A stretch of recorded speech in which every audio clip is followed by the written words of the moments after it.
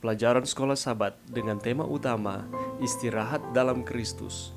Pelajaran kelima, Marilah kepadaku. Rabu, 28 Juli. Sebab kuk yang kupasang itu enak.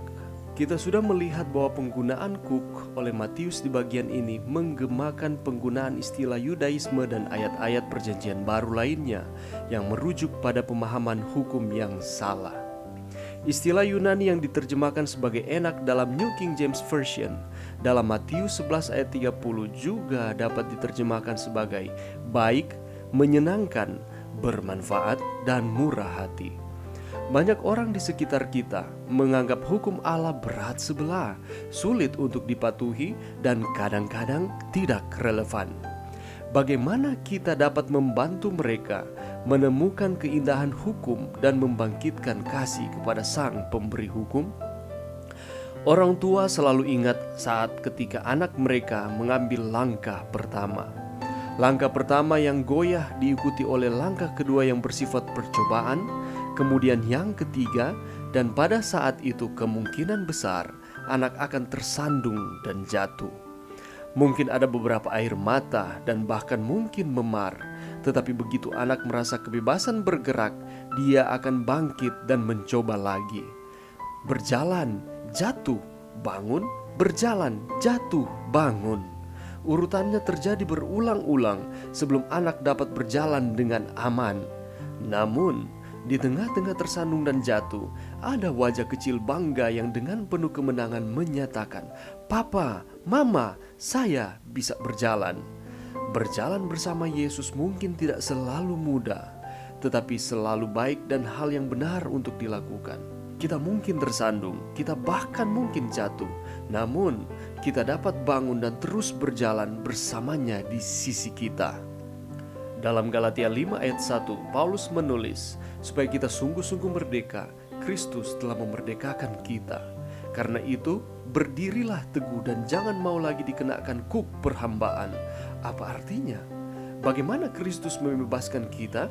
Apa perbedaan antara kuk yang dia minta untuk kita pikul dan kuk perbudakan yang Paulus peringatkan kepada kita? Kita dapat yakin bahwa apapun yang Paulus maksudkan dengan kuk perbudakan, dia tidak mengacu pada kepatuhan pada hukum Allah, 10 perintah. Sebaliknya, melalui kepatuhan dengan iman, memahami bahwa keselamatan kita terjamin, tidak didasarkan pada hukum, tetapi pada kebenaran Kristus yang meliputi kita, bahwa kita dapat memiliki istirahat sejati dan kebebasan. Pelajaran yang bisa kita dapatkan pada saat ini, mengenakan kuknya adalah menyerahkan kepada kehendak Tuhan, menyerahkan setiap tantangan kehidupan kita kepada Allah itu sendiri.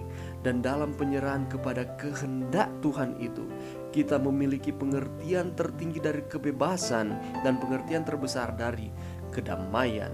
Mengenakan kuk bukan berarti kita menanggung beban kita sendiri, tetapi justru dengan kita mengenakan kuk, menyerahkan pergumulan tantangan kehidupan kita kepada Tuhan, Tuhan akan memberikan kebebasan, Tuhan akan memberikan kelepasan. Apabila kita hanya bergantung kepada kesanggupan kita sendiri, maka kita tidak akan mampu untuk menanggung beban di dalam hidup kita. Tetapi apabila kita menyerahkan itu semua kepada Tuhan, Tuhan akan memampukan kita. Dengan menyerahkan beban kita kepada Tuhan, kita akan memperoleh istirahat sejati di dalam Tuhan. Dan penurutan adalah bukti dari kita menyerahkan beban kita kepada Tuhan.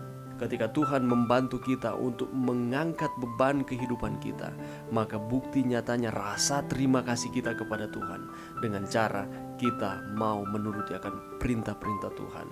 Mari kita terus mengutamakan Tuhan di dalam kehidupan kita, menyerahkan setiap beban hidup kita, dan kita akan memperoleh kelegaan di dalam Kristus. Mari berdoa. Terima kasih Tuhan atas firman-Mu pada saat ini. Bantu kami untuk kami dapat menyerahkan beban hidup kami kepada Tuhan. Dan Tuhan yang akan turun tangan, yang akan memberikan kelegaan di dalam kehidupan kami di tengah-tengah ketidakpastian dunia ini. Dan kami akan memperoleh istirahat di dalam Tuhan. Ini doa kami Di dalam nama Yesus kami sudah berdoa. Amin.